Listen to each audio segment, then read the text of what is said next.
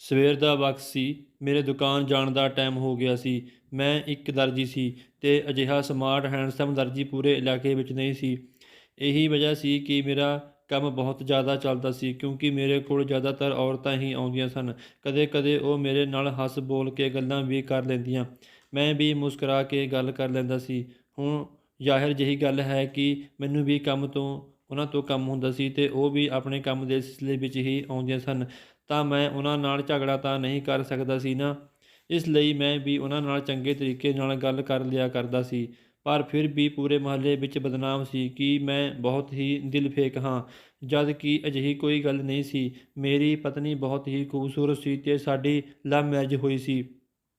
ਸਾਰੇ ਖਾਨਦਾਨ ਨਾਲ ਲੜਾਈ ਝਗੜਾ ਮੋਲ ਲੈ ਕੇ ਮੈਂ ਇਹ ਵਿਆਹ ਕਰਵਾਇਆ ਸੀ। ਮੇਰੀ ਪਤਨੀ ਦਾ ਨਾਮ ਰੋਹਿਣੀ ਸੀ। ਅਸੀਂ ਇੱਕ ਫਲੈਟ ਵਿੱਚ ਰਹਿੰਦੇ ਸੀ ਤੇ ਜਦੋਂ ਅਸੀਂ ਫਲੈਟ ਦੇਖਣ ਆਏ ਸੀ ਤਾਂ ਮੇਰੀ ਪਤਨੀ ਨੇ ਸਭ ਤੋਂ ਉੱਪਰ ਵਾਲਾ ਫਲੈਟ ਹੀ ਪਸੰਦ ਕੀਤਾ ਸੀ।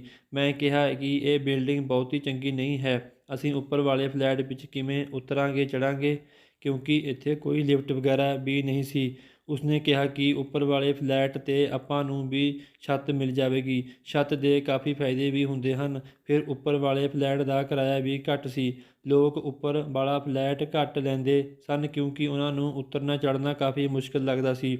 ਮੇਰੀ ਪਤਨੀ ਨੂੰ ਛੱਤ ਬਹੁਤ ਪਸੰਦ ਸੀ। ਉਸਦਾ ਕਹਿਣਾ ਸੀ ਕਿ ਸ਼ਾਮ ਨੂੰ ਚਾਹ ਬਣਾਵੇ ਅਤੇ ਛੱਤ 'ਤੇ ਬੈਠ ਕੇ ਨਜ਼ਾਰੇ ਨਾਲ ਅਸਮਾਨ ਵੱਲ ਦੇਖਦੇ ਹੋਏ, ਅਸਮਾਨ ਵਿੱਚ ਉੱਡਦੇ ਹੋਏ ਪੰਛੀਆਂ ਨੂੰ ਦੇਖਦੇ ਹੋਏ ਚਾਹ ਪੀਵੇ ਤਾਂ ਸਾਰੇ ਦਿਨ ਦੀ ਥਕਾਨ ਉਤਰ ਜਾਂਦੀ ਹੈ। ਮੈਂ ਉਸਦੀ ਗੱਲ ਮੰਨ ਲਈ ਤੇ ਉਹੀ ਉੱਪਰ ਵਾਲਾ ਫਲੈਟ ਲੈ ਲਿਆ। ਇੱਕ ਦਿਨ ਉਹ ਪੌੜੀਆਂ ਤੋਂ ਉਤਰਦੇ ਹੋਏ ਡਿੱਗ ਗਈ ਤੇ ਉਸਦੀ ਕਮਰ ਵਿੱਚ ਸੱਟ ਲੱਗੀ। ਡਾਕਟਰਾਂ ਦਾ ਕਹਿਣਾ ਸੀ ਕਿ ਕਮਰ ਤੋਂ ਲੈ ਕੇ ਲੱਤਾਂ ਤੱਕ ਉਸਦਾ ਸਰੀਰ ਸੁੰਨ ਹੋ ਗਿਆ ਹੈ। ਹੁਣ ਉਹ ਆਪਣੇ ਪੈਰਾਂ 'ਤੇ ਚੱਲ ਫਿਰ ਨਹੀਂ ਸਕਦੀ ਸੀ ਤੇ ਨਾ ਹੀ ਬੋਲ ਸਕਦੀ ਸੀ, ਕਿਉਂਕਿ ਉਸਨੂੰ ਕਾਫੀ ਝਟਕਾ ਲੱਗਿਆ ਸੀ ਤੇ ਝਟਕੇ ਦੇ ਕਾਰਨ ਉਸ ਦੇ ਕਾਫੀ ਅੰਗ ਫ੍ਰੈਕਚਰ ਹੋ ਗਏ ਸਨ ਤੇ ਇਸ ਗੱਲ ਨੂੰ 1 ਸਾਲ ਹੋਣ ਵਾਲਾ ਸੀ। ਮੈਂ ਹੀ ਉਸ ਦੇ ਸਾਰੇ ਕੰਮ ਕਰਦਾ ਸੀ। ਉਸ ਲਈ ਖਾਣਾ ਵੀ ਬਣਾਉਂਦਾ ਸੀ, ਘਰ ਦੀ ਸਫਾਈ ਵੀ ਮੈਂ ਹੀ ਕਰਦਾ ਸੀ। ਉਸ ਨੂੰ ਬਾਥਰੂਮ ਵਗੈਰਾ ਵੀ ਮੈਂ ਹੀ ਲੈ ਕੇ ਜਾਂਦਾ ਸੀ ਤੇ ਪੈਸੇ ਵੀ ਕਮਾਉਂਦਾ ਸੀ। ਸਾਰੇ ਰਿਸ਼ਤੇਦਾਰ ਮੈਨੂੰ ਤਰਸ ਭਰੀਆਂ ਨਜ਼ਰਾਂ ਨਾਲ ਦੇਖਦੇ ਸਨ। ਸਾਰੇ ਮੈਨੂੰ ਕਹਿੰਦੇ ਸਨ ਕਿ ਤੂੰ ਆਪਣੀ ਪਸੰਦ ਨਾਲ ਵਿਆਹ ਕਰਵਾਇਆ ਹੈ ਤੇ ਆਪਣੇ ਘਰਦਿਆਂ ਦਾ ਦਿਲ ਦੁਖੀ ਕੀਤਾ ਹੈ, ਤੈਨੂੰ ਇਸੇ ਦੀ ਹੀ ਸਜ਼ਾ ਮਿਲੀ ਹੈ। ਸਾਡੇ ਵਿਆਹ ਨੂੰ 2 ਸਾਲ ਹੋ ਚੁੱਕੇ ਸਨ। ਜਦ ਉਹ ਪੌੜੀਆਂ ਤੋਂ ਡਿੱਗੀ ਸੀ ਤਾਂ ਮੈਂ ਉਸ ਸਮੇਂ ਮਾਂ ਬਣਨ ਵਾਲੀ ਸੀ ਤੇ ਇਸ ਹਾਦਸੇ ਵਿੱਚ ਸਾਡਾ ਬੱਚਾ ਵੀ ਪੈਦਾ ਹੋਣ ਤੋਂ ਪਹਿਲਾਂ ਹੀ ਇਸ ਦੁਨੀਆ ਤੋਂ ਚਲਾ ਗਿਆ ਸੀ। ਸਾਡੇ ਲਈ ਇਹ ਬਹੁਤ ਹੀ ਦੁੱਖ ਦੀ ਘੜੀ ਸੀ। ਇਹ ਇੱਕ ਬਹੁਤ ਵੱਡਾ ਹਾਦਸਾ ਸੀ, ਪਰ ਫਿਰ ਵੀ ਅਸੀਂ ਖੁਸ਼ੀ ਨਾਲ ਇਹ ਸਾਰੇ ਵਕਤ ਨੂੰ ਲੰਘਾਇਆ। ਇਸ ਗੱਲ ਨੂੰ 1 ਸਾਲ ਹੋ ਚੁੱਕਿਆ ਸੀ। ਇੱਕ ਦਿਨ ਮੈਂ ਦੁਕਾਨ 'ਤੇ ਜਾਣ ਲੱਗਿਆ ਤਾਂ ਮੇਰੀ ਪਤਨੀ ਦੇ ਕੰਮ ਹੀ ਖਤਮ ਨਹੀਂ ਹੋ ਰਹੇ ਸਨ।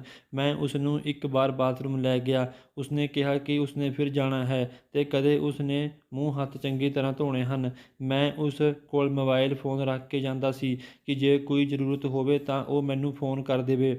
ਮੈਂ ਉਸ ਕੋਲ ਆ ਜਾਇਆ ਕਰਾਂਗਾ। ਮੇਰੀ ਦੁਕਾਨ ਜ਼ਿਆਦਾ ਦੂਰ ਨਹੀਂ ਸੀ। ਮੈਂ ਦੁਪਹਿਰ ਦਾ ਖਾਣਾ ਵੀ ਉਸਦੇ ਕੋਲ ਰੱਖ ਕੇ ਜਾਇਆ ਕਰਦਾ ਸੀ ਤਾਂ ਕਿ ਉਸਨੂੰ ਉਹ ਖਾਣਾ ਚੁੱਕ ਕੇ ਖਤਮ ਕਰ ਸਕੇ ਤੇ ਆਸਾਨੀ ਨਾਲ ਪਾਣੀ ਦਾ ਇੰਤਜ਼ਾਮ ਵੀ ਮੈਂ ਕਰਕੇ ਜਾਇਆ ਕਰਦਾ ਸੀ। ਮੈਂ ਦੁਪਹਿਰ ਨੂੰ ਘਰ ਇੱਕ ਚੱਕਰ ਲਗਾ ਜਾਇਆ ਕਰਦਾ ਸੀ ਤੇ ਫਿਰ ਵਾਪਸ ਦੁਕਾਨ 'ਤੇ ਚਲਾ ਜਾਂਦਾ ਸੀ ਤੇ ਫਿਰ ਰਾਤ ਨੂੰ ਦੇਰ ਰਾਤ ਤੱਕ ਘਰ ਵਾਪਸ ਆਉਂਦਾ ਸੀ। ਉਸ ਵਿਚਾਰੀ ਦੀ ਇਸੇ ਰੂਟੀਨ ਨਾਲ ਜ਼ਿੰਦਗੀ ਚੱਲ ਰਹੀ ਸੀ। ਉਸ ਦਾ ਮੇਰੇ ਲਈ ਇੰਨਾ ਕਰਨਾ ਹੀ ਕਾਫੀ ਸੀ। ਫਿਰ ਮੈਂ ਉਸ ਨੂੰ ਦੁਬਾਰਾ ਬਾਥਰੂਮ ਲੈ ਗਿਆ। ਉਸ ਤੋਂ ਬਾਅਦ ਉਸ ਨੇ ਕੁਝ ਇਸ਼ਾਰਾ ਕੀਤਾ ਤਾਂ ਮੈਂ ਉਸ ਨੂੰ ਕਿਹਾ ਕਿ ਹੁਣ ਕੀ ਕਰਨਾ ਹੈ, ਹੁਣ ਕੀ ਚਾਹੀਦਾ ਹੈ ਤੈਨੂੰ। ਮੇਰਾ ਗੁੱਸਾ ਦੇਖ ਕੇ ਉਹ ਥੋੜ੍ਹਾ ਡਰ ਗਈ ਸੀ। ਉਸਦੇ ਇਸ਼ਾਰੇ ਦਾ ਮਤਲਬ ਸੀ ਕਿ ਉਹ ਲਿਪਸਟਿਕ ਲਗਾਉਣਾ ਚਾਹੁੰਦੀ ਸੀ। ਮੈਂ ਉਸ ਨੂੰ ਲਿਪਸਟਿਕ ਫੜਾ ਦਿੱਤੀ ਤੇ ਉਸ ਨੂੰ ਸ਼ੀਸ਼ਾ ਦਿਖਾਇਆ ਤਾਂ ਉਹ ਸ਼ੀਸ਼ੇ ਵਿੱਚ ਦੇਖਦੇ ਹੋਏ ਲਿਪਸਟਿਕ ਲਗਾਉਣ ਲੱਗੀ। ਮੈਂ ਉਸ ਨੂੰ ਕਿਹਾ ਕਿ ਬਹੁਤ ਖੂਬਸੂਰਤ ਲੱਗ ਰਹੀ ਹੋ ਮੇਰੀ ਪਿਆਰੀ ਪਤਨੀ। ਉਸਨੇ ਇਸ਼ਾਰੇ ਵਿੱਚ ਕਿਹਾ ਤਾਂ ਕਿਹਾ ਕਿ ਤੁਹਾਡੀ ਪਤਨੀ ਨੂੰ ਨਜ਼ਰ ਲੱਗ ਗਈ ਹੈ। ਮੈਂ ਉਸ ਨੂੰ ਕਿਹਾ ਕਿ ਤੂੰ ਫਿਕਰ ਨਾ ਕਰ, ਸਭ ਠੀਕ ਹੋ ਜਾਵੇਗਾ। ਮੈਂ ਘਰ ਦੇ ਸਾਰੇ ਕੰਮ ਵੀ ਕਰਦਾ ਸੀ ਤੇ ਪੈਸੇ ਵੀ ਕਮਾਉਂਦਾ ਸੀ, ਪਰ ਫਿਰ ਵੀ ਮੈਨੂੰ ਰੱਬ ਨੇ ਇੰਨੀ ਹਿੰਮਤ ਦਿੱਤੀ ਸੀ ਕਿ ਮੈਂ ਕਦੇ ਆਪਣੀ ਪਤਨੀ ਨੂੰ ਤਾਨਾ ਨਹੀਂ ਮਾਰਿਆ ਸੀ। ਇਸ 1 ਸਾਲ ਵਿੱਚ ਮੈਂ ਕਦੇ ਵੀ ਉਸ ਨਾਲ ਕੋਈ ਲੜਾਈ ਝਗੜਾ ਵੀ ਨਹੀਂ ਕੀਤਾ ਸੀ।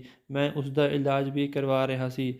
ਸਭ ਕੁਝ ਠੀਕ ਚੱਲ ਰਿਹਾ ਸੀ। ਫਿਰ ਮੈਂ ਆਪਣੀ ਦੁਕਾਨ 'ਤੇ ਚਲਾ ਗਿਆ। ਮੈਂ ਇੱਕ ਲੜਕੀ ਨੂੰ ਦੇਖਿਆ ਜੋ ਮੇਰੀ ਦੁਕਾਨ 'ਤੇ ਆਈ ਸੀ। ਉਸ ਨੂੰ ਮੈਂ ਪਹਿਲਾਂ ਕਦੇ ਨਹੀਂ ਦੇਖਿਆ ਸੀ। ਸ਼ਾਇਦ ਉਹ ਇਸ ਮੁਹੱਲੇ ਵਿੱਚ ਨਵੀਂ ਆਈ ਸੀ। ਉਹ ਬਹੁਤ ਹੀ ਸੋਹਣੀ, ਜਵਾਨ, ਦੁਬਲੀ-ਪਤਲੀ ਸੀ। ਉਸ ਦਾ ਨਾਮ ਅੰਜਲੀ ਸੀ। ਉਸਨੇ ਆਉਂਦੇ ਹੀ ਕਿਹਾ, "ਮੇਰਾ ਨਾਮ ਅੰਜਲੀ ਹੈ। ਤੁਹਾਡਾ ਕੀ ਨਾਮ ਹੈ?" ਮੈਂ ਕਿਹਾ, "ਮੈਨੂੰ ਤਾਂ ਸਭ ਦਰਜੀ ਅਮਿਤ ਕਹਿੰਦੇ ਹਨ।" ਉਹ ਕਹਿਣ ਲੱਗੀ, "ਹਾਂ, ਮੈਂ ਤੁਹਾਡਾ ਨਾਮ ਸੁਣ ਕੇ ਹੀ ਇੱਥੇ ਆਈ ਹਾਂ।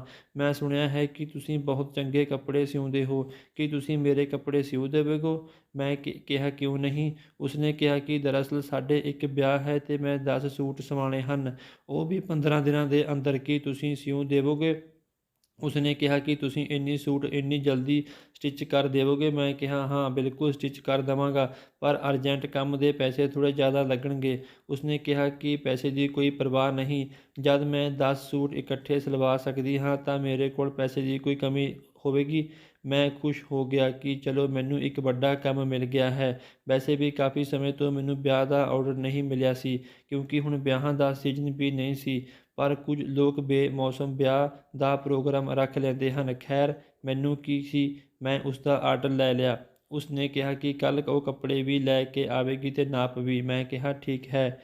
ਮੈਂ ਉਸਦਾ ਨਾਮ ਅਤੇ ਆਰਡਰ ਲਿਖ ਲਿਆ। ਮੈਂ ਆਪਣੀ ਦੁਕਾਨ 'ਤੇ ਕੰਮ ਕਰ ਰਿਹਾ ਸੀ। ਅਗਲੇ ਦਿਨ ਉਹ ਆ ਗਈ। ਉਸਨੇ ਮੈਨੂੰ ਸਾਰੇ ਕੱਪੜੇ ਦੇ ਦਿੱਤੇ ਅਤੇ ਸਮਝਾ ਦਿੱਤਾ ਕਿ ਕਿਸ ਤਰ੍ਹਾਂ ਸਟਿਚ ਕਰਨੇ ਹਨ। ਉਸਨੇ ਕਿਹਾ ਕਿ ਇੱਕ ਸੂਟ ਮੈਨੂੰ ਅਰਜੈਂਟ ਚਾਹੀਦਾ ਹੈ। ਮੈਂ ਉਸਨੂੰ ਕਿਹਾ ਕਿ ਇਸ ਵਕਤ ਮੈਂ ਆਪਣੇ ਘਰ ਜਾਂਦਾ ਹਾਂ, ਕਿਉਂਕਿ ਮੇਰੀ ਪਤਨੀ ਬਿਸਤਰ 'ਤੇ ਪਈ ਹੈ। ਉਸ ਨੂੰ ਦੇਖਣ ਲਈ ਜਾਣਾ ਹੁੰਦਾ ਹੈ। ਉਸਨੇ ਕਿਹਾ ਕਿ ਜੇ ਤੁਸੀਂ ਇਹ ਸੂਟ ਹੁਣੇ ਹੀ ਸਟਿਚ ਕਰ ਦੇਵੋਗੇ ਤਾਂ ਮੈਂ ਤੁਹਾਨੂੰ 500 ਰੁਪਏ ਐਕਸਟਰਾ ਦੇਵਾਂਗੀ। ਮੈਂ ਸੋਚਣ ਲੱਗਾ ਕਿ ਜੇ 500 ਰੁਪਏ ਲਈ ਮੈਂ 1 ਘੰਟਾ ਲਗਾ ਵੀ ਦਿੰਦਾ ਹਾਂ ਤਾਂ ਕੀ ਹੋ ਜਾਵੇਗਾ। ਵੈਸੇ ਵੀ ਮੇਰੀ ਪਤਨੀ ਘਰ ਵਿੱਚ ਹੀ ਬੈਠੀ ਹੈ, ਉਹ ਕਿਹੜਾ ਸੜਕ 'ਤੇ ਬੈਠੀ ਹੈ। ਨਾਲੇ ਮੈਂ ਖਾਣਾ ਪਾਣੀ ਉਸਦੇ ਕੋਲ ਰੱਖ ਕੇ ਤਾਂ ਆਇਆ ਹਾਂ। 1 ਘੰਟੇ ਵਿੱਚ ਕੀ ਹੋ ਜਾਵੇਗਾ? 1 ਘੰਟਾ ਤਾਂ ਇਨਸਾਨ ਲੇਟ ਵੀ ਹੋ ਜਾਂਦਾ ਹੈ। ਹਾਂ, ਪਰ ਜਿਸ ਦਿਨ ਤੋਂ ਮੇਰੀ ਪਤਨੀ ਦੀ ਇਹ ਹਾਲਤ ਹੋਈ ਸੀ, ਉਸ ਦਿਨ ਤੋਂ ਮੈਂ ਘਰ ਕਦੇ ਲੇਟ ਨਹੀਂ ਗਿਆ ਸੀ। ਹਮੇਸ਼ਾ ਟਾਈਮ 'ਤੇ ਹੀ ਘਰ ਜਾਂਦਾ ਸੀ। ਮੈਂ ਉਸ ਦਾ ਸੂਟ ਸਟਿਚ ਕਰਨ ਲਈ ਤਿਆਰ ਹੋ ਗਿਆ ਅਤੇ ਉਸ ਦਾ ਸੂਟ ਸਟਿਚ ਕਰਦੇ ਮੈਨੂੰ 1 ਘੰਟੇ ਤੋਂ ਵੀ ਜ਼ਿਆਦਾ ਸਮਾਂ ਲੱਗ ਗਿਆ ਸੀ। ਜਦ ਰਾਤ ਨੂੰ ਮੈਂ ਘਰ ਵਾਪਸ ਗਿਆ ਤਾਂ ਸਾਹਮਣੇ ਦਾ ਦ੍ਰਿਸ਼ ਦੇਖ ਕੇ ਮੈਂ ਹੈਰਾਨ ਰਹਿ ਗਿਆ। ਮੇਰੀ ਪਤਨੀ ਜ਼ਮੀਨ 'ਤੇ ਡਿੱਗੀ ਹੋਈ ਸੀ ਅਤੇ ਪਾਣੀ ਦਾ ਗਲਾਸ ਟੁੱਟਾ ਹੋਇਆ ਸੀ। ਸ਼ਾਇਦ ਉਹ ਪਾਣੀ ਪੀਣ ਦੇ ਲਈ ਉੱਠਣ ਦੀ ਕੋਸ਼ਿਸ਼ ਕਰ ਰਹੀ ਸੀ, ਕਿਉਂਕਿ ਜਿਹੜਾ ਪਾਣੀ ਮੈਂ ਰੱਖਿਆ ਸੀ ਉਹ ਘੱਟ ਸੀ। ਮੈਂ ਉਸਨੂੰ ਚੁੱਕਿਆ ਅਤੇ ਉਸ ਦਾ ਮੂੰਹ ਸਾਫ਼ ਕੀਤਾ। ਉਸਨੂੰ ਥੋੜ੍ਹੀ ਜਿਹੀ ਚੋਟ ਵੀ ਲੱਗ ਗਈ ਸੀ। ਮੈਂ ਉਸਨੂੰ ਤਰਸ ਭਰੀਆਂ ਨਜ਼ਰਾਂ ਨਾਲ ਦੇਖਿਆ। ਮੈਂ ਉਸ ਕੋਲ ਫ਼ੋਨ ਵੀ ਰੱਖਿਆ ਸੀ। ਸ਼ਾਇਦ ਉਸਦੀ ਬੈਟਰੀ ਖਤਮ ਸੀ, ਇਸ ਲਈ ਉਹ ਮੈਨੂੰ ਫ਼ੋਨ ਵੀ ਨਾ ਕਰ ਸਕੀ। ਮੈਂ ਉਸਨੂੰ ਕਿਹਾ ਕਿ ਮੈਨੂੰ ਮਾਫ਼ ਕਰ ਦੇ, ਮੈਨੂੰ ਕੰਮ ਸੀ, ਇੱਕ ਬਹੁਤ ਜ਼ਰੂਰੀ ਕੰਮ। ਉਹ ਪੁੱਛਣ ਲੱਗੀ ਕਿ ਕੀ ਕੰਮ ਸੀ। ਮੈਂ ਕਿਹਾ, ਦੁਕਾਨ ਦਾ ਕੰਮ ਨਹੀਂ ਸੀ, ਇੱਕ ਰਿਸ਼ਤੇਦਾਰ ਦੀ ਮੌਤ ਹੋ ਗਈ ਸੀ। ਮੈਂ ਉਸਨੂੰ ਝੂਠ ਬੋਲ ਦਿੱਤਾ। ਜੇ ਮੈਂ ਉਸਨੂੰ ਇਹ ਕਹਿੰਦਾ ਕਿ ਇੱਕ ਜਵਾਨ ਲੜਕੀ ਦਾ ਸੂਟ ਸਟਿਚ ਕਰਨ ਵਿੱਚ ਮੈਂ ਇੰਨੀ ਦੇਰ ਲਗਾਈ ਤਾਂ ਇਸ ਚੱਕਰ ਵਿੱਚ ਤੂੰ ਨੀਚੇ ਡਿੱਗ ਗਈ ਅਤੇ ਤੇਰੇ ਨਾਲ ਇੰਨਾ ਬੁਰਾ ਹੋਇਆ, ਤਾਂ ਉਹ ਮੇਰੇ 'ਤੇ ਗੁੱਸਾ ਹੋ ਜਾਂਦੀ। ਕਿਉਂਕਿ ਪਤਨੀ ਤਾਂ ਪਤਨੀ ਹੁੰਦੀ ਹੈ। ਬਿਸਤਰ 'ਤੇ ਪਈ ਸੀ ਤਾਂ ਕੀ ਹੋਇਆ? ਮੈਂ ਡਰ ਗਿਆ ਸੀ, ਇਸ ਲਈ ਝੂਠ ਬੋਲ ਦਿੱਤਾ। ਉਸਨੇ ਵੀ ਮੁਸਕਰਾ ਕੇ ਸਿਰ ਹਿਲਾ ਦਿੱਤਾ, ਜਿਸਦਾ ਮਤਲਬ ਸੀ ਕਿ ਕੋਈ ਗੱਲ ਨਹੀਂ। ਮੈਂ ਸੋਚਣ ਲੱਗਿਆ ਕਿ ਮੈਨੂੰ ਇਸ ਦੇ ਨਾਲ ਇਸ ਤਰ੍ਹਾਂ ਨਹੀਂ ਕਰਨਾ ਚਾਹੀਦਾ ਸੀ। ਮੈਂ ਕੰਮ ਤਾਂ ਕਰ ਦਿੱਤਾ ਸੀ, ਪਰ ਅਜੇ ਤੱਕ ਮੈਨੂੰ ਉਸ ਲੜਕੀ ਨੇ ਪੈਸੇ ਨਹੀਂ ਦਿੱਤੇ ਸਨ। ਉਸਨੇ ਕਿਹਾ ਕਿ ਮੈਂ ਸਾਰੇ ਪੈਸੇ ਇਕੱਠੇ ਹੀ ਦੇਵਾਂਗੀ। ਉਹ ਜਦ ਵੀ ਮੇਰੀ ਦੁਕਾਨ 'ਤੇ ਆਉਂਦੀ ਤਾਂ ਮੈਨੂੰ ਅਜੀਬੋ-ਗਰੀਬ ਅਦਾਵਾਂ ਦਿਖਾਉਂਦੀ ਰਹਿੰਦੀ, ਮੇਰੀਆਂ ਅੱਖਾਂ ਵਿੱਚ ਦੇਖਦੀ, ਕਦੇ ਆਪਣੇ ਦੁਪੱਟੇ ਨਾਲ ਖੇਡਣ ਲੱਗਦੀ। ਦੁਪੱਟਾ ਤਾਂ ਉਸਨੇ ਬਸ ਨਾਮ ਦਾ ਹੀ ਗਲੇ ਵਿੱਚ ਪਾਇਆ ਹੁੰਦਾ ਸੀ। ਸਾਰੀ ਮਾਰਕੀਟ ਵਾਲੇ ਲੋਕ ਉਸਨੂੰ ਦੇਖਦੇ ਸਨ। ਮੇਰੇ ਸਾਹਮਣੇ ਵਾਲੀ ਦੁਕਾਨ ਵੀ ਇੱਕ ਦਰਜੀ ਦੀ ਹੀ ਸੀ। ਉਹ ਮੈਨੂੰ ਕਹਿਣ ਲੱਗਿਆ ਕਿ ਇਹ ਲੜਕੀ ਅੱਜ ਕੱਲ੍ਹ ਤੇਰੀ ਦੁਕਾਨ 'ਤੇ ਬੜੇ ਚੱਕਰ ਲਗਾ ਰਹੀ ਹੈ, ਇਸ ਤੋਂ ਬਚ ਕੇ ਰਹੀਂ। ਮੈਂ ਕਿਹਾ ਕਿ ਹਾਂ, ਲੱਗਦਾ ਹੈ ਇਹ ਇਸ ਮੁਹੱਲੇ ਵਿੱਚ ਨਵੀਂ ਆਈ ਹੈ। ਉਸਨੇ ਕਿਹਾ ਕਿ ਹਾਂ, ਨਵੀਂ ਆਈ ਹੈ, ਪਰ ਕਿਸੇ ਆਦਮੀ ਨੂੰ ਬਰਬਾਦ ਕਰਕੇ ਆਈ ਹੈ। ਮੈਂ ਕਿਹਾ ਕਿ ਕੀ ਮਤਲਬ? ਇਸ ਲੜਕੀ ਦਾ ਤਲਾਕ ਹੋਇਆ ਹੈ। ਮੈਂ ਕਿਹਾ ਕਿ ਉਹ ਤਾਂ ਸ਼ਕਲ ਤੋਂ ਵਿਆਹੀ ਹੋਈ ਵੀ ਨਹੀਂ ਲੱਗਦੀ, ਅਤੇ ਤੂੰ ਕੀ ਕਹਿ ਰਿਹਾ ਹੈ ਕਿ ਇਸ ਦਾ ਤਲਾਕ ਹੋਇਆ ਹੈ? ਉਸਨੇ ਕਿਹਾ ਕਿ ਹਾਂ, ਅੱਜ ਕੱਲ੍ਹ ਕਿਸੇ ਦਾ ਕੁਝ ਪਤਾ ਨਹੀਂ ਚੱਲਦਾ। ਉਹ ਬਹੁਤ ਅਮੀਰ ਆਦਮੀ ਸੀ, ਪਰ ਜਦੋਂ ਉਸ ਨੂੰ ਇਸ ਦੀਆਂ ਹਰਕਤਾਂ ਦੇ ਬਾਰੇ ਪਤਾ ਚੱਲਿਆ ਤਾਂ ਉਸਨੇ ਹਰਖ ਵਿੱਚ ਆ ਕੇ ਇਸ ਨੂੰ ਤਲਾਕ ਦੇ ਦਿੱਤਾ। ਤੂੰ ਇੰਨਾ ਹੈਂਡਸਮ ਆ, ਤੇਰੇ ਪਿੱਛੇ ਤਾਂ ਕੋਈ ਵੀ ਔਰਤ ਹੱਥ ਧੋ ਕੇ ਪੈ ਜਾਵੇਗੀ। ਮੈਂ ਕਿਹਾ ਕਿ ਹੁਣ ਮੈਂ ਕਿੱਥੇ ਹੈਂਡਸਮ ਰਹਿ ਗਿਆ, ਬਸ ਘਰ ਦੇ ਕੰਮਾਂ ਵਿੱਚ ਹੀ ਉਲਝ ਗਿਆ ਹਾਂ। ਫਿਰ ਮੇਰੇ ਦੋਸਤ ਨੇ ਪੁੱਛਿਆ ਕਿ ਕੀ ਭਾਬੀ ਦੀ ਹਾਲਤ ਹੁਣ ਵੀ ਉਹੋ ਜਿਹੀ ਹੀ ਹੈ। ਮੈਂ ਕਿਹਾ ਕਿ ਹਾਂ। ਉਸਨੇ ਕਿਹਾ ਕਿ ਤੂੰ ਬੜਾ ਚੰਗਾ ਕੰਮ ਕਰ ਰਿਹਾ ਏ ਤੇ ਆਪਣੀ ਪਤਨੀ ਦੀ ਸਾਂਭ ਸੰਭਾਲ ਵੀ ਕਰ ਰਿਹਾ ਏ। ਪਰਮਾਤਮਾ ਤੈਨੂੰ ਇਸ ਦਾ ਫਲ ਦੇਵੇਗਾ ਤੇ ਸਭ ਕੁਝ ਠੀਕ ਹੋ ਜਾਵੇਗਾ। ਤੂੰ ਪਰੇਸ਼ਾਨ ਨਾ ਹੋਇਆ ਕਰ। ਪਰ ਅਸਲ ਵਿੱਚ ਮੈਂ ਹੁਣ ਪਰੇਸ਼ਾਨ ਹੋਣ ਲੱਗਾ ਸੀ। ਮੈਂ ਇਕੱਠੇ ਸਾਰੇ ਕੰਮ ਕਰਕੇ ਥੱਕ ਚੁੱਕਾ ਸੀ। ਜਦ ਮੇਰੀ ਪਤਨੀ ਠੀਕ ਸੀ ਤਾਂ ਉਹ ਵੀ ਘਰ ਦੇ ਸਾਰੇ ਕੰਮ ਸੰਭਾਲਦੀ ਸੀ ਤੇ ਨੌਕਰੀ ਵੀ ਕਰਦੀ ਸੀ, ਪੈਸੇ ਵੀ ਕਮਾਉਂਦੀ ਸੀ, ਪਰ ਉਹ ਕਦੇ ਥੱਕਦੀ ਨਹੀਂ ਸੀ। ਪਰ ਇਹ ਗੱਲ ਵੀ ਆਪਣੀ ਜਗ੍ਹਾ ਹੈ ਕਿ ਔਰਤਾਂ ਨੂੰ ਪਰਮਾਤਮਾ ਨੇ ਮਰਦਾਂ ਨਾਲੋਂ ਜ਼ਿਆਦਾ ਸਹਿਣ ਸ਼ਕਤੀ ਦਿੱਤੀ ਹੈ। ਮਰਦਾਂ ਵਿੱਚ ਇੰਨੀ ਸਹਿਣ ਸ਼ਕਤੀ ਅਤੇ ਬਰਦਾਸ਼ਤ ਕਰਨ ਦੀ ਸ਼ਕਤੀ ਨਹੀਂ ਹੁੰਦੀ ਹੈ ਤੇ ਮੈਂ ਹੁਣ ਇਹ ਗੱਲ ਮੰਨ ਗਿਆ ਸੀ ਤੇ ਮੈਂ ਬਹੁਤ ਥੱਕ ਗਿਆ ਸੀ। ਇੱਕ ਦਿਨ ਮੈਂ ਆਪਣੀ ਪਤਨੀ ਨੂੰ ਦੇਖ ਰਿਹਾ ਸੀ ਤੇ ਸੋਚ ਰਿਹਾ ਸੀ ਕਿ ਮੈਂ ਉਸਦੇ ਲਈ ਕਿੰਨਾ ਕੁਝ ਕਰ ਰਿਹਾ ਹਾਂ। ਉਹ ਮਜਬੂਰ ਹੈ, ਬਿਮਾਰ ਹੈ, ਫਿਰ ਵੀ ਮੈਂ ਉਸਦਾ ਖਿਆਲ ਰੱਖ ਰਿਹਾ ਹਾਂ। ਉਸਨੂੰ ਆਪਣੀ ਜ਼ਿੰਦਗੀ ਤੋਂ ਨਹੀਂ ਕੱਢਿਆ। ਕੀ ਇਹ ਸੱਚਮੁੱਚ ਹੀ ਇਸ ਦੇ ਕਾਬਿਲ ਹੈ? ਜੇ ਮੈਂ ਇਸ ਦੀ ਜਗ੍ਹਾ ਹੁੰਦਾ ਤਾਂ ਇਹ ਮੈਨੂੰ ਜ਼ਰੂਰ ਹੀ ਛੱਡ ਕੇ ਚਲੇ ਜਾਂਦੀ, ਕਿਉਂਕਿ ਉਹ ਬਹੁਤ ਹੀ ਖੂਬਸੂਰਤ ਸੀ। ਜਦ ਸਾਡਾ ਲਵ ਚੱਲ ਰਿਹਾ ਸੀ ਤਾਂ ਇਸ ਦੀ ਕਿਸੇ ਨਾਲ ਮੰਗਣੀ ਹੋ ਚੁੱਕੀ ਸੀ, ਪਰ ਮੇਰੇ ਲਈ ਇਸ ਨੇ ਉਸਨੂੰ ਛੱਡ ਦਿੱਤਾ ਸੀ, ਤਾਂ ਫਿਰ ਇਹ ਕਿਸੇ ਹੋਰ ਦੇ ਲਈ ਮੈਨੂੰ ਕਿਉਂ ਨਹੀਂ ਛੱਡ ਸਕਦੀ ਸੀ? ਮੇਰੇ ਦਿਲ ਵਿੱਚ ਅਜੀਬੋ ਗਰੀਬ ਖਿਆਲ ਆਉਣ ਲੱਗੇ। ਅੱਜ ਕੱਲ੍ਹ ਮੈਂ ਅੰਜਲੀ ਦੇ ਬਾਰੇ ਹੀ ਸੋਚਦਾ ਰਹਿੰਦਾ ਸੀ। ਉਹ ਰੋਜ਼ ਮੇਰੇ ਤੋਂ ਕੋਈ ਨਾ ਕੋਈ ਸੂਟ ਸਟਿਚ ਕਰਵਾ ਲੈਂਦੀ, ਪਰ ਉਸਨੇ ਅਜੇ ਤੱਕ ਮੈਨੂੰ ਕੋਈ ਪੈਸਾ ਨਹੀਂ ਦਿੱਤਾ ਸੀ। ਮੈਨੂੰ ਪੈਸੇ ਦੀ ਜ਼ਰੂਰਤ ਨਹੀਂ ਸੀ, ਕਿਉਂਕਿ ਮੈਨੂੰ ਉਹ ਚੰਗੀ ਲੱਗਣ ਲੱਗੀ ਸੀ। ਮੈਨੂੰ ਉਸ ਦੀਆਂ ਗੱਲਾਂ ਕਰਨੀਆਂ ਤੇ ਉਸ ਦੀਆਂ ਗੱਲਾਂ ਸੁਣਨੀਆਂ ਚੰਗਾ ਲੱਗਣ ਲੱਗੀਆਂ ਸੀ। ਉਹ ਮੇਰੀ ਦੁਕਾਨ ਵਿੱਚ ਆਉਂਦੀ ਸੀ। ਮੈਂ ਉਸਨੂੰ ਪੁੱਛਿਆ ਕਿ ਤੇਰੇ ਬਾਰੇ ਅਫਵਾਹਾਂ ਉੱਡ ਰਹੀਆਂ ਹਨ ਕਿ ਤੇਰਾ ਤਲਾਕ ਹੋਇਆ ਹੈ। ਉਸਨੇ ਕਿਹਾ ਕਿ ਜੇ ਮੇਰਾ ਵਿਆਹ ਕਿਸੇ ਬੁੱਢੇ ਨਾਲ ਕਰਵਾ ਦਿੱਤਾ ਜਾਵੇਗਾ ਤਾਂ ਤਲਾਕ ਹੀ ਹੋਵੇਗਾ, ਹੋਰ ਕੀ ਹੋਵੇਗਾ। ਮੇਰੀ ਉਮਰ ਦੇਖ, ਮੇਰੀ ਸ਼ਕਲ ਦੇਖ, ਕੀ ਮੈਂ ਇਸ ਦੇ ਕਾਬਲ ਸੀ ਕਿ ਮੇਰਾ ਵਿਆਹ ਕਿਸੇ ਬੁੱਢੇ ਨਾਲ ਕਰਵਾ ਦਿੱਤਾ ਜਾਵੇ। ਮੈਂ ਕਿਹਾ ਕਿ ਇਹ ਤਾਂ ਤੇਰੇ ਨਾਲ ਬਹੁਤ ਬੁਰਾ ਹੋਇਆ। ਉਸਨੇ ਕਿਹਾ ਕਿ ਮੈਂ ਕਿਸਮਤ ਵਾਲੀ ਸੀ ਕਿ ਮੇਰਾ ਤਲਾਕ ਹੋ ਗਿਆ। ਜੇ ਮੇਰਾ ਤਲਾਕ ਨਾ ਹੁੰਦਾ ਤਾਂ ਮੈਂ ਬਹੁਤ ਬਦਕਿਸਮਤ ਹੁੰਦੀ। ਮੈਂ ਕਿਹਾ ਕਿ ਹੁਣ ਅੱਗੇ ਕੀ ਇਰਾਦਾ ਹੈ? ਕਿ ਤੂੰ ਸਾਰੀ ਜ਼ਿੰਦਗੀ ਹੁਣ ਇਕੱਲਿਆਂ ਹੀ ਗੁਜ਼ਾਰੇਂਗੀ? ਉਸਨੇ ਕਿਹਾ ਕਿ ਨਹੀਂ, ਕਿਸੇ ਨਾ ਕਿਸੇ ਨੂੰ ਤਾਂ ਆਪਣਾ ਹਮਸਫ਼ਰ ਬਣਾਉਣਾ ਹੀ ਹੈ, ਪਰ ਜਿਸ ਤਰ੍ਹਾਂ ਦਾ ਹਮਸਫ਼ਰ ਮੈਂ ਚਾਹੁੰਦੀ ਹਾਂ ਉਸ ਤਰ੍ਹਾਂ ਦਾ ਹਜੇ ਮੈਨੂੰ ਮਿਲਿਆ ਹੀ ਨਹੀਂ। ਮੈਂ ਪੁੱਛਿਆ ਕਿ ਕਿਹੋ ਜਿਹਾ ਹਮਸਫ਼ਰ ਤੈਨੂੰ ਚਾਹੀਦਾ ਹੈ, ਤਾਂ ਉਹ ਕਹਿਣ ਲੱਗੀ ਕਿ ਸ਼ਕਲ ਸੂਰਤ ਤਾਂ ਸੋਹਣਾ ਖੂਬਸੂਰਤ ਹੋਵੇ, ਕੱਦ ਕਾਠ ਵੀ ਚੰਗਾ ਹੋਵੇ। ਮੈਨੂੰ ਅਜਿਹਾ ਕਿਉਂ ਲੱਗ ਰਿਹਾ ਸੀ ਕਿ ਜਿਵੇਂ ਉਹ ਮੇਰੀ ਹੀ ਗੱਲ ਕਰ ਰਹੀ ਹੋਵੇ। ਮਤਲਬ ਜਿਸ ਤਰ੍ਹਾਂ ਦੇ ਹਮਸਫ਼ਰ ਦੀ ਉਸਨੂੰ ਤਲਾਸ਼ ਸੀ, ਮੈਂ ਬਿਲਕੁਲ ਉਹੋ ਜਿਹਾ ਹੀ ਸੀ। ਉਸਨੇ ਮੈਨੂੰ ਆਪਣੇ ਪਿਆਰ ਵਿੱਚ ਫਸਾਉਣਾ ਸ਼ੁਰੂ ਕਰ ਦਿੱਤਾ ਸੀ ਤੇ ਮੈਂ ਹੌਲੀ ਹੌਲੀ ਉਸਦੇ ਪਿਆਰ ਵਿੱਚ ਪੈਂਦਾ ਗਿਆ। ਮੈਂ ਇਹ ਗੱਲ ਭੁੱਲ ਹੀ ਗਿਆ ਸੀ ਕਿ ਪਹਿਲਾਂ ਵੀ ਮੈਂ ਕੱਚੇ ਧਾਗਿਆਂ ਦੇ ਨਾਲ ਬੰਨ੍ਹਿਆ ਹੋਇਆ ਸੀ। ਉਹ ਕੱਚੇ ਧਾਗੇ ਮੇਰੇ ਪਿਆਰ ਦੇ ਸੀ, ਉਹ ਪਿਆਰ ਜਿਹੜਾ ਮੈਂ ਆਪਣੀ ਪਤਨੀ ਨੂੰ ਕਰਦਾ ਸੀ। ਕਹਿੰਦੇ ਹਨ ਕਿ ਪਿਆਰ ਦਾ ਕੱਚਾ ਧਾਗਾ ਇੱਕ ਹੀ ਵਕਤ ਵਿੱਚ ਬੜਾ ਕਮਜ਼ੋਰ ਜਾਂ ਬੜਾ ਮਜ਼ਬੂਤ ਹੋ ਜਾਂਦਾ ਹੈ। ਮਜ਼ਬੂਤ ਇੰਨਾ ਹੁੰਦਾ ਹੈ ਕਿ ਜੇ ਸਾਰੇ ਜ਼ਮਾਨੇ ਵਾਲੇ ਮਿਲ ਕੇ ਤੋੜਨ ਦੀ ਕੋਸ਼ਿਸ਼ ਕਰਨ ਤਾਂ ਉਹ ਟੁੱਟਦਾ ਨਹੀਂ ਹੈ, ਤੇ ਕਮਜ਼ੋਰ ਇੰਨਾ ਹੁੰਦਾ ਹੈ ਕਿ ਇੱਕ ਛੋਟੀ ਜਿਹੀ ਗਲਤਫਹਿਮੀ ਨਾਲ ਵੀ ਟੁੱਟ ਜਾਂਦਾ ਹੈ। ਹੁਣ ਜਦ ਮੈਂ ਘਰ ਆਉਂਦਾ ਤਾਂ ਮੈਨੂੰ ਮੇਰੀ ਪਤਨੀ ਬੁਰੀ ਲੱਗਣ ਲੱਗੀ ਸੀ। ਮੈਂ ਉਸ ਤੋਂ ਤੰਗ ਆ ਗਿਆ ਸੀ, ਉਸ ਦੀਆਂ ਫਰਮਾਇਸ਼ਾਂ ਤੋਂ ਤੰਗ ਆ ਗਿਆ ਸੀ। ਮੈਨੂੰ ਉਸ 'ਤੇ ਗੁੱਸਾ ਆਉਂਦਾ। ਇੱਕ ਦਿਨ ਸਾਡੇ ਗੁਆਂਢ ਵਾਲੀ ਔਰਤ ਆਈ। ਉਹ ਕੁਝ ਖਾਣ ਪੀਣ ਦੀਆਂ ਚੀਜ਼ਾਂ ਲੈ ਕੇ ਆਈ ਸੀ। ਮੈਂ ਉਸਨੂੰ ਕਿਹਾ ਕਿ ਤੁਸੀਂ ਸਾਡੇ ਘਰ ਕਿਉਂ ਨਹੀਂ ਆਉਂਦੇ? ਉਹ ਕਹਿਣ ਲੱਗੀ ਕਿ ਇੰਨੀ ਉੱਚੀ ਮੰਜ਼ਿਲ 'ਤੇ ਹੁਣ ਕੌਣ ਚੜ੍ਹੇ? ਤੇਰੀ ਪਤਨੀ ਵੀ ਤਾਂ ਪੌੜੀਆਂ ਤੋਂ ਡਿੱਗ ਕੇ ਹੀ ਉਸਦਾ ਇਹ ਹਾਲ ਹੋਇਆ ਹੈ। ਮੈਂ ਕਿਹਾ ਕਿ ਤੁਸੀਂ ਉਸ ਲਈ ਪ੍ਰਾਰਥਨਾ ਕਰੋ ਕਿ ਉਹ ਠੀਕ ਹੋ ਜਾਵੇ। ਉਹ ਕਹਿਣ ਲੱਗੀ ਕਿ ਅਜਿਹੇ ਲੋਕ ਠੀਕ ਨਹੀਂ ਹੁੰਦੇ। ਮੇਰੀ ਇੱਕ ਭੈਣ ਸੀ, ਉਸਦੇ ਨਾਲ ਵੀ ਅਜਿਹਾ ਹੀ ਹੋਇਆ ਸੀ। ਉਹ 20 ਸਾਲ ਮੰਜੇ 'ਤੇ ਪਈ ਰਹੀ ਤੇ ਉਸ ਤੋਂ ਬਾਅਦ। ਮੈਂ ਕਿਹਾ ਕਿ ਉਹ ਉਸ ਤੋਂ ਬਾਅਦ ਠੀਕ ਹੋ ਗਈ? ਉਹ ਕਹਿਣ ਲੱਗੀ ਨਹੀਂ, ਉਹ ਉਸ ਤੋਂ ਬਾਅਦ ਦੁਨੀਆ ਤੋਂ ਹੀ ਚਲੀ ਗਈ। ਮੈਂ ਇਹ ਸੁਣ ਕੇ ਹੋਰ ਜ਼ਿਆਦਾ ਉਦਾਸ ਹੋ ਗਿਆ ਕਿ ਮੈਂ ਸਾਰੀ ਜ਼ਿੰਦਗੀ ਆਪਣੀ ਬਿਮਾਰ ਪਤਨੀ ਦੀ ਸੇਵਾ ਵਿੱਚ ਹੀ ਗੁਜ਼ਾਰ ਦੇਵਾਂਗਾ। ਉਸਨੂੰ ਮੰਜੇ 'ਤੇ ਪਈ ਨੂੰ ਵੀ ਦੂਜਾ ਸਾਲ ਸ਼ੁਰੂ ਹੋ ਗਿਆ ਸੀ, ਪਰ ਹੁਣ ਤੱਕ ਉਸ ਦੀ ਸਿਹਤ ਵਿੱਚ ਕੋਈ ਸੁਧਾਰ ਨਹੀਂ ਆਇਆ ਸੀ। ਡਾਕਟਰ ਨੇ ਵੀ ਕੋਈ ਚੰਗੀ ਖਬਰ ਨਹੀਂ ਸੁਣਾਈ ਸੀ। ਇੱਕ ਦਿਨ ਮੈਨੂੰ ਅੰਜਲੀ ਨੇ ਆਪਣੇ ਦਿਲ ਦੀ ਗੱਲ ਕਹਿ ਦਿੱਤੀ ਸੀ। ਉਸਨੇ ਕਿਹਾ ਕਿ ਮੈਂ ਤੈਨੂੰ ਪਸੰਦ ਕਰਦੀ ਹਾਂ ਤੇ ਤੇਰੇ ਨਾਲ ਵਿਆਹ ਕਰਵਾਉਣਾ ਚਾਹੁੰਦੀ ਹਾਂ। ਮੈਂ ਉਸਨੂੰ ਆਪਣੀ ਪਤਨੀ ਦੇ ਬਾਰੇ ਪਹਿਲਾਂ ਹੀ ਦੱਸ ਚੁੱਕਾ ਸੀ। ਮੈਂ ਉਸਨੂੰ ਆਪਣੀ ਪਤਨੀ ਦੀ ਤਸਵੀਰ ਵੀ ਦਿਖਾਈ ਸੀ। ਉਸਨੇ ਕਿਹਾ ਸੀ ਕਿ ਉਹ ਬਹੁਤ ਹੀ ਖੂਬਸੂਰਤ ਹੈ। ਉਸਨੇ ਕਿਹਾ ਸੀ ਕਿ ਤੇਰੀ ਨਾ ਤਾਂ ਉਮਰ ਹੈ ਤੇ ਨਾ ਹੀ ਸ਼ਕਲ ਹੈ ਇਹ ਸਭ ਕਰਨ ਦੀ। ਕੀ ਤੁਸੀਂ ਸਾਰੀ ਉਮਰ ਆਪਣੀ ਪਤਨੀ ਦੀ ਸੇਵਾ ਹੀ ਕਰਦੇ ਰਹੋਗੇ? ਉਸ ਦੀ ਗੰਦਗੀ ਹੀ ਸਾਫ਼ ਕਰਦੇ ਰਹੋਗੇ? ਤੁਸੀਂ ਮੇਰੇ ਨਾਲ ਚੱਲੋ, ਆਪਾਂ ਭੱਜ ਕੇ ਵਿਆਹ ਕਰਵਾ ਲਵਾਂਗੇ। ਮੈਂ ਆਪਣੇ ਨਾਲ ਇੰਨਾ ਪੈਸਾ ਲੈ ਆਵਾਂਗੀ ਕਿ ਆਪਾਂ ਨੂੰ ਕੋਈ ਸਮੱਸਿਆ ਨਹੀਂ ਆਵੇਗੀ। ਕਿਸੇ ਦੂਜੇ ਸ਼ਹਿਰ ਵਿੱਚ ਜਾ ਕੇ ਰਹਾਂਗੇ ਤੇ ਤੁਸੀਂ ਉੱਥੇ ਆਪਣੀ ਦੁਕਾਨ ਕਰ ਲਿਓ। ਮੈਂ ਘਰ ਸੰਭਾਲਾਂਗੀ ਤੇ ਤੁਸੀਂ ਦੁਕਾਨ ਸੰਭਾਲ ਲੈਣਾ। ਤੁਹਾਡੇ ਹੱਥ ਵਿੱਚ ਹੁਨਰ ਹੈ। ਇਸ ਹੁਨਰ ਦਾ ਇਸਤੇਮਾਲ ਤਾਂ ਤੁਸੀਂ ਕਿਤੇ ਵੀ ਕਰ ਸਕਦੇ ਹੋ। ਮੈਂ ਕਿਹਾ ਕਿ ਮੇਰੀ ਪਤਨੀ ਦਾ ਕੀ ਹੋਵੇਗਾ? ਮੈਂ ਉਸਨੂੰ ਇਸ ਤਰ੍ਹਾਂ ਛੱਡ ਕੇ ਕਿਵੇਂ ਜਾ ਸਕਦਾ ਹਾਂ? ਉਸਨੇ ਕਿਹਾ ਕਿ ਕਿਉਂ ਨਹੀਂ ਜਾ ਸਕਦੇ? ਆਪਣੀ ਪਤਨੀ ਤੋਂ ਛੁਟਕਾਰਾ ਪਾਉਣਾ ਤੁਹਾਡਾ ਕੰਮ ਹੈ। ਮੈਂ ਤੁਹਾਡੇ ਨਾਲ ਭੱਜਣ ਨੂੰ ਤਿਆਰ ਹਾਂ। ਉਸ ਦੀ ਗੱਲ ਸੁਣ ਕੇ ਮੈਂ ਸੋਚ ਵਿੱਚ ਪੈ ਗਿਆ ਤੇ ਮੇਰੇ ਦਿਮਾਗ ਵਿੱਚ ਇੱਕ ਆਈਡੀਆ ਆਇਆ। ਮੈਂ ਕਿਹਾ ਕਿ ਮੇਰੀ ਪਤਨੀ ਨਾ ਤਾਂ ਚੱਲ ਸਕਦੀ ਹੈ ਨਾ ਹੀ ਉੱਠ ਸਕਦੀ ਹੈ। ਮੈਂ ਉਸ ਲਈ ਜੋ ਕਰਨਾ ਸੀ ਕਰ ਲਿਆ। ਹੁਣ ਸ਼ਾਇਦ ਉਸ ਨੂੰ ਵੀ ਛੁਟਕਾਰਾ ਹੀ ਚਾਹੀਦਾ ਹੈ। ਇੱਕ ਦਿਨ ਮੈਂ ਉਸਨੂੰ ਆਪਣੇ ਨਾਲ ਛੱਤ 'ਤੇ ਲੈ ਗਿਆ। ਮੈਂ ਉਸਨੂੰ ਵੀਲਚੇਅਰ 'ਤੇ ਬਿਠਾਇਆ ਹੀ ਸੀ। ਉਹ ਵੀ ਬਹੁਤ ਖੁਸ਼ ਸੀ ਕਿ ਚਲੋ ਅੱਜ ਅਸਮਾਨ ਨਜ਼ਰ ਆ ਜਾਵੇਗਾ।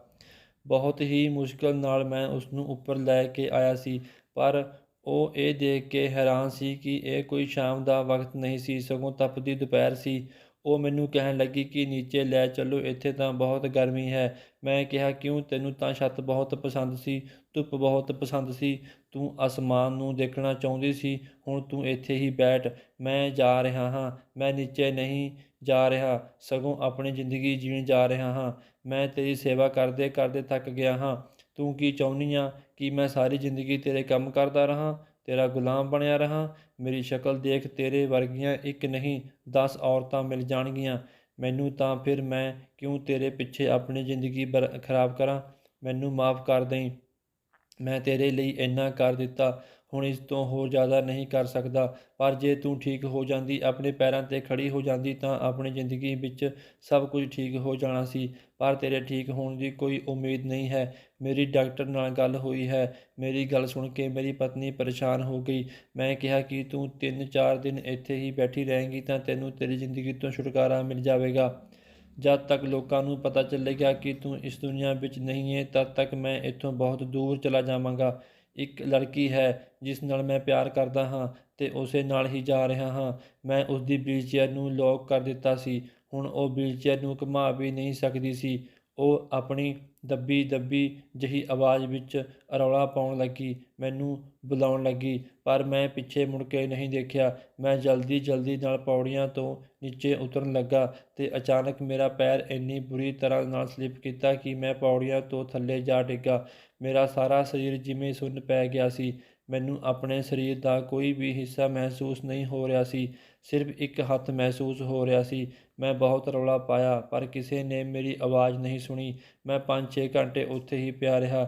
ਮੇਰਾ ਫ਼ੋਨ ਵੀ ਮੇਰੇ ਕੋਲ ਨਹੀਂ ਸੀ। ਫਿਰ ਮੈਂ ਦੇਖਿਆ ਕਿ ਉੱਪਰ ਵਾਲੀਆਂ ਪੌੜੀਆਂ ਤੋਂ ਕੋਈ ਨੀਚੇ ਆ ਰਿਹਾ ਸੀ। ਮੈਂ ਦੇਖ ਕੇ ਹੈਰਾਨ ਰਹਿ ਗਿਆ ਕਿਉਂਕਿ ਉਹ ਕੋਈ ਹੋਰ ਨਹੀਂ ਸਗੋਂ ਮੇਰੀ ਪਤਨੀ ਹੀ ਸੀ। ਜਦ ਮੇਰੀ ਪਤਨੀ ਦੀ ਜਾਨ ਪਰ ਬਣ ਆਈ, ਉਸਨੂੰ ਲੱਗਿਆ ਕਿ ਹੁਣ ਉਹ ਇਸ ਦੁਨੀਆ ਤੋਂ ਚਲੇ ਜਾਵੇਗੀ ਤੇ ਇੱਥੇ ਹੀ ਪਈ ਪਈ ਉਹ ਮਰ ਜਾਵੇਗੀ, ਤਾਂ ਉਸਨੇ ਆਪਣੀ ਅੰਦਰਲੀ ਆਖਰੀ ਤਾਕਤ ਨੂੰ ਇਸਤੇਮਾਲ ਕੀਤਾ, ਜਿਸਨੂੰ ਕਿ ਵਿਲ ਪਾਵਰ ਕਹਿੰਦੇ ਹਨ।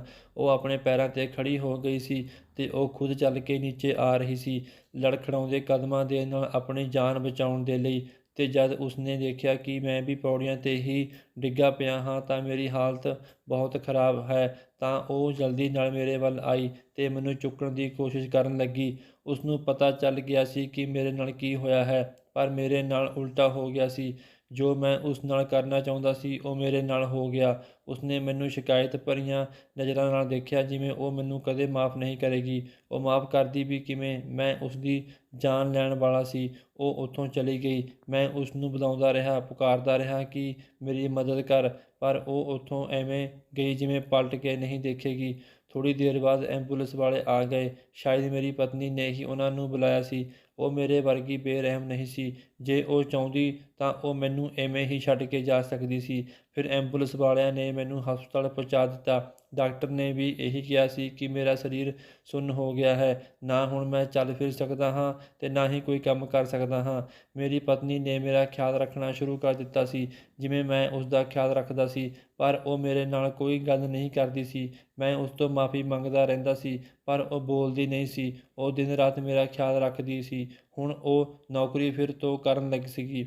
ਮੈਂ ਹੈਰਾਨ ਸੀ ਕਿ ਕਿਸ ਤਰ੍ਹਾਂ ਇੱਕ ਪਲ ਵਿੱਚ ਹੀ ਸਾਡੀ ਜ਼ਿੰਦਗੀ ਇੱਕ ਦੂਜੇ ਨਾਲ ਬਦਲ ਗਈ। ਮੈਂ ਆਪਣੀ ਪਿਆਰ ਕਰਨ ਵਾਲੀ ਪਤਨੀ ਨੂੰ ਖੋ ਦਿੱਤਾ ਸੀ। ਉਹ ਇੱਕ ਚੰਗੀ ਇਨਸਾਨ ਸੀ, ਜਿਸਨੇ ਮੈਨੂੰ ਹੁਣ ਤੱਕ ਮੇਰੇ ਹਰ ਹਾਲ ਪਰ ਨਹੀਂ ਛੱਡਿਆ ਸੀ।